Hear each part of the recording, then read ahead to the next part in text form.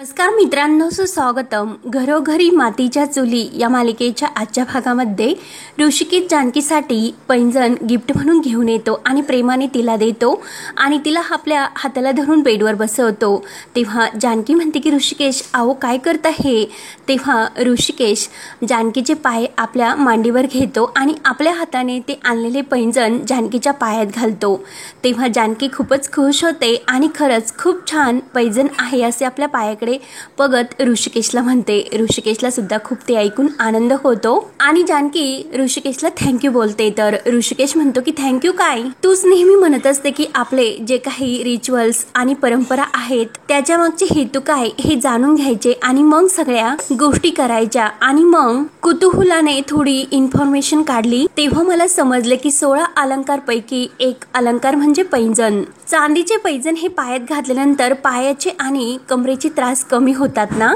आणि हे बघ जानकी, तुझे ऐकल्यानंतर मला नक्कीच फायदा होतो. तेव्हा जानकी म्हणते माझेच ऐकायचे आणि आवाज सुद्धा किती छान येतो. तेव्हा जानकी आणि ऋषिकेश अगदी रोमांटिक होऊन एकमेकांकडे बघू लागतात. तेव्हा ऋषिकेश जानकीच्या चेहऱ्यावरून प्रेमाने हात फिरवत म्हणतो की माझी घरची लक्ष्मी पुन्हा एकदा लक्ष्मीच्या पावलांनी या घरामध्ये गृहप्रवेश करेन. तेव्हा जानकी सुद्धा आपला हात ऋषिकेशच्या हातात देते आणि अगदी खुश होते. त्यानंतर इकडे सारंग सुमित्राला विचारतो की अगं आई, परिताई आणि शर्वरी कुठे, केव्हाचा मी त्यांना आवाज देतो आणि तो ओवीला आवाज देत असतो. तर सुमित्रा म्हणते की अरे थांब थांब, त्या दोघी जणी शॉपिंगला आज जायच्या म्हणून काय काय आणायचे याची यादी करतात रूम मध्ये, त्यामुळे तू कितीही त्यांना हाका मारल्या तर त्यांना काही ऐकू येणार नाही. तर सारंगला हसू येते आणि तेवढ्यात जानकी पायरीवरून खाली येत असते. तिच्या पायातील त्या पैंजणचा खूप मस्त असा छुमछुम आवाज येत असतो.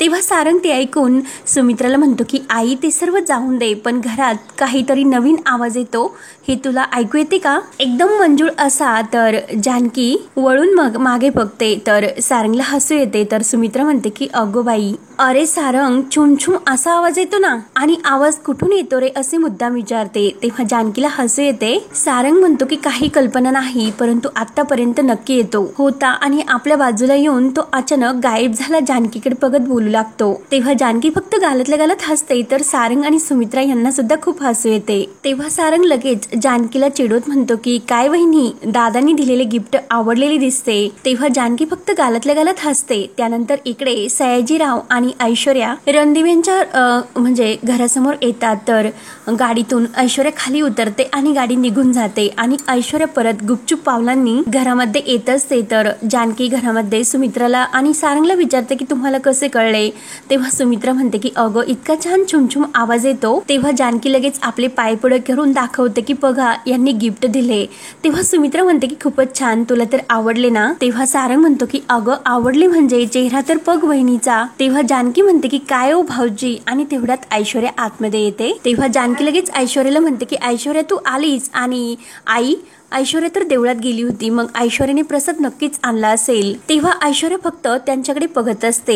ऐश्वर्या म्हणते की प्रसाद, आणि मनात म्हणते की देवळात तर मी गेलीच नाही, मग प्रसाद कुठून आणणार. तेव्हा जानकी परत विचारते की काय ग ऐश्वर्या, प्रसाद आणला की नाही. तेव्हा ऐश्वर्या म्हणते की सॉरी वहिनी, प्रसाद मी देवळातच विसरून आले. आणि ते कसे झाले की मी देवळामध्ये पेढे घेऊन गेले होते, देवाला प्रसाद ठेवला आणि तेवढ्यात दर्शन झाल्यानंतर डॅडाचा फोन आला आणि तेवढ्यात मी ते पेढे विसरले. सॉरी, पण मी लगेच जाते आणि ते प्रसाद घेऊन येते. तेव्हा जानकी म्हणते की अगं जाऊन दे, राहून दे आता. तेव्हाच तू देवळाजवळ म्हणजे प्रसाद घेतला असता तर बरे झाले असते. प्रसाद घेतल्यानंतरच ती पूजा पावते आणि ती पूर्ण होते. आणि काय आहे ऐश्वर्या, आपण आणलेला प्रसाद इतरांना दिल्यानंतर मग त्या पूजेची पुण्य सुद्धा आपल्यालाच मिळते. तेव्हा ऐश्वर्या म्हणते की ओ खरंच असे असते का, खरंच मला माहिती नव्हते आणि खरंच त्याबद्दल सॉरी, पण नेक्स्ट टाइम मात्र असे नाही होणार. तर जानकी म्हणते की हो हरकत नाही. तेव्हा मात्र सुमित्रा ऐश्वर्याला विचारते की अगं ऐश्वर्या तू देवळात कशासाठी गेली होती. तेव्हा ऐश्वर्या लगेच म्हणते की अहो आई असे काय करता, कारण आपल्या घरामध्ये आता जानकी वहिनी आणि ऋषिकेश दादा यांचे लग्न आहे, मग ते लग्न निर्विघ्नपणे पार पाडावे म्हणून गेले होते प्रार्थना करण्यासाठी. आणि असे काही प्रसंग असताना तुम्ही सुद्धा जातात ते तर मी बघितलेले आहे, म्हणून ते मी लक्षात ठेवले होते आणि म्हणून देवळात गेले होते. ते ऐकून सारंग तर खुश होतो, पण सुमित्रा म्हणते की वा छान छान. सुमित्रा म्हणते म्हणते की अगं ऐश्वर्या, प्रसाद तर विसरली खरीच, परंतु घरामध्ये मंगल कार्य होते आणि त्यासाठी पूजा व्हावी म्हणून तू देवळात गेली, मग असे तुला वाटले सुद्धा, मग त्यातच सर्व काही आले आणि खरंच तू आता खरी रणदिवे होती बर का. मला खरंच तुझे हे खूप आवडले. आणि सुमित्राच्या लक्षात येते की साडीवाला येणार आहे, आपल्याला बस्ता बांधायचा, चला आवरायला हवे. तेव्हा ऐश्वर्या म्हणते की वा, आज साड्या निवडायच्या. तेव्हा ऐश्वर्या लगेच जानकी जवळ येते आणि आई, मी ह्या वेळेस जानकी वहिनीसाठी अगदी छान साडी माझ्या चॉईसने निवडेन, मग निवडून घ्यायला नको की डिफेक्टिव्ह पीस आहे की नाही. तेव्हा जानकीला सुद्धा तिने जी साडी ऐश्वर्याला पहिल्या वेळेस दिलेली असते तेव्हा ती साडी मुद्दाम ऐश्वर्याने फाडलेली असते आणि ऐश्वर्या त्यावेळेस म्हणलेली असते की डिफेक्टिव्ह पीस तुम्ही मला दिला आणि त्या साडीच्या छिद्रामध्ये फाडलेल्या ठिकाणी सारंग समोर तिने धरलेली असते. ते सर्व जानकीला आठवते आणि जानकी म्हणते की हो.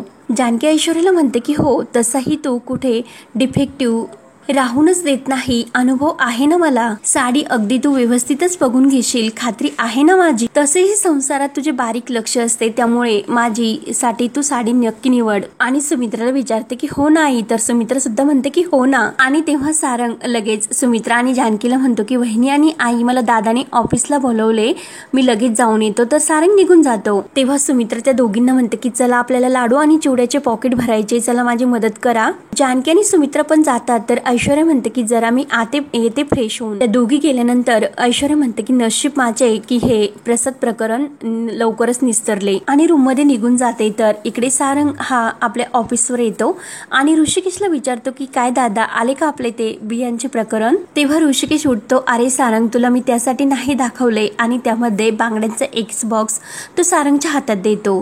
तर सारंग तो बॉक्स उचकतो आणि बांगड्या वहिनीसाठी खरंच खूपच छान आहे. ऋषिकेश म्हणतो की हो, तुझ्या वहिनींसाठी. सारंग म्हणतो की वा वा, वहिनी खरंच खूप खुश होणार, आमच्या दादाचे काही खरे नाही. म्हणून सारंग ऋषिकेशची खूप चेष्टा करतो. ऋषिकेश म्हणतो की काय रे सारंग, एकतर तू आणि ओवीने आम्हाला यामध्ये ओढले आणि आता सगळे करतो तर मला चिडवतोस. तेव्हा सारंग म्हणतो की अरे दादा, चिडवत नाही मी. अरे पण तू या सर्वांमध्ये इंटरेस्ट घ्यायला लागला, त्यामुळे खरंच मला खूप छान वाटते. आणि आता पैजण झाले, बांगड्या झाल्या, मग पुढचे नक्की काय काय प्लॅन आहे तुझे. तेव्हा ऋषिकेश म्हणतो की बघूयात, लग्नापर्यंत मी तिला 5 सौभाग्याचे अलंकार देण्याचे ठरवले. तेव्हा सारंग म्हणतो की काय म्हणतोस, लईच भारी. आणि दादा खरंच तू एक नंबर आहे, तुझ्या आयडिया सुद्धा खूपच भारी, वहिनीला खरंच खूप मज्जा येईल. आणि खरं सांगतो की जेव्हा ओवी म्हटले की आईबाबांचे पुन्हा लग्न व्हायला हवे आणि तेव्हाच मला लग्नाला खूपच मज्जा येणार असे वाटले, पण खरी मज्जा तर मला आतापासूनच यायला लागली. म्हणून दोघे खूप खुश होऊन हसतात. त्यानंतर इकडे साड्यांची मस्त घरामध्ये चॉईस सुरू असते. साड्या म्हणजे खरेदी करत असतात आणि तेवढ्यात सुमित्राला शर्वरीचा कॉल येतो, कारण शर्वरी आणि विक्रांत बाहेर जाणार असतात आणि त्यांना तेथे यायला जमणार नसते म्हणून शर्वरीने कॉल केलेला असतो. तेव्हा सुमित्रा ही जानकीला सांगते की अगं जानकी, शर्वरी आणि विक्रांत नाही आहेत, त्यांना बाहेर कुठेतरी जावे लागते, तुला माहिती आहे ना तिचा आवडता कलर. तेव्हा जानकी म्हणते की हो, मला त्यांचा आवडता कलर नक्कीच माहिती आहे. तर ओवी म्हणते की हो, मला सुद्धा शर्वरी आत्याचा कलर माहिती आहे आवडता आणि गुलाबी रंग.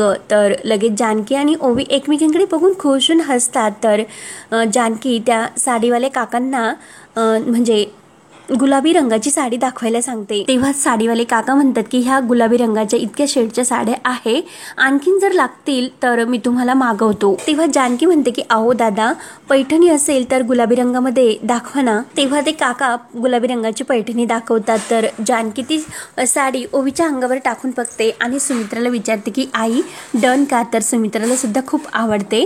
तेव्हा ऐश्वर्या म्हणते की हो, आता ऐश्वर्या ताईंची साडी तर सिलेक्ट झाली, मग वहिनीसाठी मी साडी सिलेक्ट करते. तेव्हा ऐश्वर्या काही साड्या ही चॉईस करत असते आणि लगेच जानकीला म्हणते की वहिनी जरा उभे राहता का. आणि ऐश्वर्या मुद्दाम एक साडी घेते आणि जानकी उभी राहते आणि जानकीच्या अंगावरती साडी टाकते आणि खरंच खूप सुंदर साडी आहे असे जानकीला म्हणते. जानकी मात्र आवडलेली असे सांगते. तेव्हा सुमित्रा म्हणते की नाही ग, खूपच साधी साडी आहे आणि जानकी ही लग्न साडी कशी घालणार. तेव्हा जानकी म्हणते की अहो आई, ऐश्वर्याने पहिल्यांदा माझ्यासाठी काही चॉईस केले, नक्की मला आवडले, छान आहे साडी. तेव्हा जानकी त्या दादांना म्हणते की ही साडी बाजूला ठेवा, तर ऐश्वर्या लगेच ती साडी हातात घेते आणि पॅक करा असे म्हणते आणि परत त्या साडी चॉईस करत असतात. तर आजी लगेच म्हणते की अगं ऐश्वर्या तुझ्यासाठी सुद्धा घे ना साडी. तेव्हा जानकी म्हणते की हो ना ऐश्वर्या बघ ना. तेव्हा ऐश्वर्या त्यातील एक साडी घेते, तर जानकी म्हणते की अगं पण त्याचा रंग. तेव्हा ऐश्वर्या म्हणते की हो मला आवडली आणि आजी म्हणते की हो खूपच छान आहे आणि ऐश्वर्या ती साडी त्या काकांना पॅक करण्यासाठी सांगते. त्यावर जानकी लगेच सुमित्राला विचारते की आई तुमच्यासाठी कोणती साडी ही सिलेक्ट करायची. तेव्हा सुमित्रा म्हणते की अगं आईला अगोदर साडी घे मग मी घेते. तेव्हा आज जानकी आजीला विचारते की आजी तुमच्यासाठी कोणती साडी घ्यायची. तर सुमित्रा सुद्धा विचारते की आई तुझ्यासाठी कोणती साडी सिलेक्ट करायची ग. आणि सुमित्रा त्या काकांना चांगल्या साड्या दाखवायला सांगते. तेव्हा जानकी आणि काही आणखीन 4 साड्या आजीच्या अंगावर टाकल्या जातात. आजी त्याच्या 4ही साड्या घेते. तर ओवी म्हणते की आजी अगं तुला 4ही साड्या जर आवडल्या असेल तर तू नक्की घेऊन टाक. आणि तेवढ्यात ते काका म्हणतात की ताई जरा पाणी मिळेल का थोडे. तर जानकी उठायला लागते. तर ऐश्वर्या म्हणते की थांबा थांबा मी आणते म्हणून ऐश्वर्या पाणी आणण्यासाठी जाते. तेव्हा सुमित्रा जानकीला म्हणते की अगं जानकी तुझे कौतुकच करायला हवे. तर जानकी विचारते की का. तर सुमित्रा म्हणते की अगं तुझ्यामुळे ऐश्वर्यामध्ये खरंच खूप बदल होतोय आणि खरंच ती खूप बदलली. तेव्हा ऐश्वर्या पाणी ग्लासमध्ये ओतत असते. तर जानकी सुद्धा गुपचूप म्हणते की आई मला सुद्धा आता वाटायला लागले आपली ऐश्वर्या चांगली रुळायला लागली. तेव्हा सुमित्रा म्हणते की अगं अशीच प्रगती जर व्हायची असेल तर ऋषिकेश ऐवजी वर्षभर तू इलाच तुझ्या खोलीमध्ये ठेवून घे. जानकीला हसू येते आणि काय आई. तर सुमित्रा जानकीच्या हातामध्ये टाळी देत म्हणते की अगं चेष्टा करते मी. आणि ऐश्वर्या त्या दादांना पाणी पिण्यासाठी देते. तेव्हा सुमित्रा आईला विचारते की अगं तुला साडी आवडली की नाही, नाहीतर तू एक काम कर तू 4ही साड्या घेऊन टाक. तर आजी म्हणते की हो खरंच घेऊन टाकू. तर जानकी म्हणते की हो ना आजी तुम्हाला जर आवडल्या असतील तर खरंच घेऊन टाका तुम्ही ह्या सर्व साड्या. आईंकडून एक घ्या, माझ्याकडून आणि ऋषिकेशकडून सुद्धा एक घ्या आणि सारंग ऐश्वर्याकडून सुद्धा एक घ्या. ऐश्वर्या म्हणते की हो चालेल घ्या घ्या. तेव्हा सुमित्रा म्हणते की अगं लाडक्या जावयांकडून नानासाहेबांकडून अगं सगळेच जण तुझे लाड करतात. ओवी कशी आमच्या सर्वांची छोटी ओवी तशी तू आमची सर्वांची लाडकी मोठी ओवी. आजी म्हणते की काय माझी चेष्टा करते की काय आणि थांब आता मी ह्या 4ही साड्या घेऊन टाकते. तर सुमित्रा म्हणते की हो नक्की घे. आणि आजी लगेच त्या सर्व साड्या घेऊन त्या काकांना पॅक करण्यासाठी सांगते व्यवस्थित अगदी. तेव्हा जानकी म्हणते की आई सर्वांच्या साड्या घेऊन झाल्या मग आता फक्त तुमची साडी राहिली, त्यामुळे कुठला रंग तुम्हाला आवडतो. तेव्हा जानकी आईसाठी साडी सिलेक्ट करत असते. तेव्हा ऐश्वर्या मात्र जानकीकडे बघत मनात म्हणते की खरंच जानकी खूप खुश आहे ग तू, पण तुझी ही शगुनाची साडी आहे ना रडून रडून भिजवणार आहे मी. लवकरच तुझ्या या आनंदावर मी पाणी ओतणार आहे. मला याचे खूप वाईट वाटते पण काय करणार हेच तर माझे टार्गेट आहे ना ग. आणि ऐश्वर्या रूम मध्ये येते आणि आपली साडी ती आरशासमोर अंगावर टाकून बघत असते. तेवढ्यात आजी आत येते आणि खरंच ऐश्वर्या खरंच खूप भरदार साडी आहे, तुला अगदी ती मस्त दिसेल. आणि ऐश्वर्याच्या अंगावरती साडी टाकते आणि माझी गुंडे खरंच खूप सुंदर दिसेल. आणि तू एक बरेच केले की जानकीसाठी तू साधी साडी घेतली, लग्न तिचे पण मिरवणार तू. तेव्हा ऐश्वर्या म्हणते की आजी या साडीचे सोडा, परंतु जानकीच्या चेहऱ्याचा रंग कसा उडतो ते तर बघत राहा. आजी मात्र खूपच खुश होते. त्यानंतर इकडे जानकी आरशासमोर जे ऐश्वर्यानेच तिच्यासाठी साडी सिलेक्ट केलेली असते ती अंगावर टाकून कशी दिसते हे बघत असते. तेवढ्यात ऋषिकेश येतो. ऋषिकेश ती साडी बघून जानकीला विचारतो की हे काय इतकी साधी साडी घेतलीस का तू. तेव्हा जानकी म्हणते की ही साडी ऐश्वर्याने माझ्यासाठी म्हणजे आपल्या लग्नासाठी घेतली, तिने सिलेक्ट केली. तेव्हा ऋषिकेश म्हणतो की ऐश्वर्याने. तर जानकी म्हणते की हो कौतुकाने तिने माझ्यासाठी ही सिलेक्ट केली. ऋषिकेश म्हणतो की अगं जानकी ठीक आहे तिने कौतुकाने निवडली पण ही खरंच खूप साधी साडी आहे ग. तेव्हा जानकी म्हणते की अहो लग्नासाठी खरंच ही खूप साधी साडी आहे, पण आपल्याकडे एकच फंक्शन असतो का, खूप विधी असतात, मग एखाद्या फंक्शन मध्ये ही साडी मी नेसेल. ऐश्वर्याचे मन जपणे पण महत्वाचे आहे ना, इतक्या दिवसातून ती सगळ्यांचे मन जमते तेच माझ्यासाठी जास्त महत्वाचे आहे. तेव्हा ऋषिकेश म्हणतो की हो याचेच मला कौतुक वाटते, कारण दुसऱ्याचे मन जपण्यासाठी तू स्वतःच्या मनाला म्हणजे मुरड घालते. तेव्हा जानकी म्हणते की पुरे कौतुक, पण तुम्ही या रूम मध्ये का आलात, तुम्हाला येथे येण्यासाठी अलाउड नाही माहिती आहे ना, आणि मुळातच या वेळेला तुम्ही ऑफिसला असायला हवे, मग घरी काय करता. तर ऋषिकेश म्हणतो की असं तुला माझी आठवण नाही येत का. ऋषिकेश म्हणतो की ठीक आहे लगेच जातो मी, म्हणून तो जायला निघतो. तर जानकी ऋषिकेशचा हात धरते आणि तसे नाही, आणि ऋषिकेशला पुन्हा ती थांबवून त्याच्या जवळ येते आणि मला सुद्धा तुमची खूप आठवण येते, अगदी प्रेमाने ऋषिकेश जवळ येऊन म्हणते. पण काय करणार, ठरले ना की 4-5 दिवस वेगळे राहायचे म्हणून, पण त्या अगोदर मला एक गोष्ट सांगा की ह्या रूम मध्ये तुम्हाला येण्याची मनाई असताना सुद्धा तुम्ही का आलात. काही काम होते का, प्लीज सांगा ना. तेव्हा ऋषिकेश आपल्या खिशातून तो बांगड्यांचा बॉक्स काढतो आणि जानकीला दाखवत म्हणतो की दुसरे गिफ्ट आपल्या सौभाग्याचे लग्नासाठी. आणि जानकी बांगड्या बघून खूपच खुश होते आणि लगेच मी ट्राय करून बघते की म्हणजे सुंदरच दिसतील म्हणून जानकी आपल्या हातातील पहिल्या बांगड्या काढते आणि त्या आपल्या हातात घालते. तेव्हा ऋषिकेश म्हणतो की बांगड्या तर सुंदर आहेच, पण तू जेव्हा हातामध्ये घालतात तर ते आणखी शोभून दिसतील. ऋषिकेश आपल्या हाताने जानकीच्या हातामध्ये त्या बांगड्या घालतो आणि सायंटिक नुसार हे सुद्धा प्रूफ आहे की बायकांनी हातामध्ये काचेच्या बांगड्या घातल्यानंतर त्यांचे आयुष्य सुद्धा खूप आरोग्य सुदृढ राहते. आणि जानकी आपल्या हातातील त्या बांगड्या बघून खूपच खुश होते आणि ऋषिकेश तिला मिठीत घेतो आणि प्रेमाने विचारतो की आवडल्या का. तर जानकी म्हणते की हो, खूपच आवडल्या, किती सुंदर दिसतात ह्या बांगड्या आणि सॉरी मी तुम्हाला कुठलंच गिफ्ट नाही दिले. तेव्हा ऋषिकेश म्हणतो की असे कसे आणि प्रेमाने जानकीचा चेहरा आपल्या हातामध्ये धरतो. इतक्या वर्षापासून तू कुटुंब हे एकत्र बांधून ठेवले आणि अगदी प्रेमाने आणि सगळ्यात स्पेशल म्हणजे गोड असे गिफ्ट तुम्हाला दिलेस. आपली ओवी तर जानकी लाजते आणि काय हो आणि ऋषिकेशच्या मिठीत येते आणि दोघे अगदी खुश होतात. तर हा भाग येते संपतो. पुढील भागामध्ये नाना आणि सुमित्रा आपल्या रूम मध्ये असतात आणि पार्वतीचा आणि नानांचा जो पहिला फोटो असतो तो फोटो नाना आपल्या कपाटातून काढतात आणि सुमित्राला म्हणत असतात की अगं, आज पार्वती असती तर तिच्या मुलाचे हे कौतुक बघून तिला किती आनंद झाला असता. आणि खरंच मला कधी कधी असे वाटते की ऋषिकेशला हे सर्व खरे सांगून टाकावे. तेव्हा सुमित्रा म्हणते की नाही नाही, हे सत्य कधीही बाहेर पडता कामा नये. म्हणून सुमित्राचे डोळे सुद्धा भरून येतात. तर इकडे बाळाभाऊ ते जे भिंतीवर नानासाहेब आणि पार्वती यांच्या लग्नाचा जो फोटो असतो तो फोटो आपल्या मोबाईलमध्ये काढून घेतो आणि ऐश्वर्याला तो फोटो पाठवतो. राजाच्या पहिल्या राणीचा हा फोटो आणि आता हा फोटो मी त्या जानकी पर्यंत पोहोचवेल. आणि ऐश्वर्या तो फोटो ही जानकीच्या मोबाईलवर पाठवून देते. तर जानकी हा पाणी देत असताना विचार करते की कोण आहे ती बाई आणि जानकी ही हिम्मत काकांना पाणी देत असते आणि ती बाई कोण असेल याचा विचार करत असते. तर आता पुढे काय होणार हे पाहण्यासाठी आपल्या चॅनलला नक्की सबस्क्राईब करत राहा. धन्यवाद.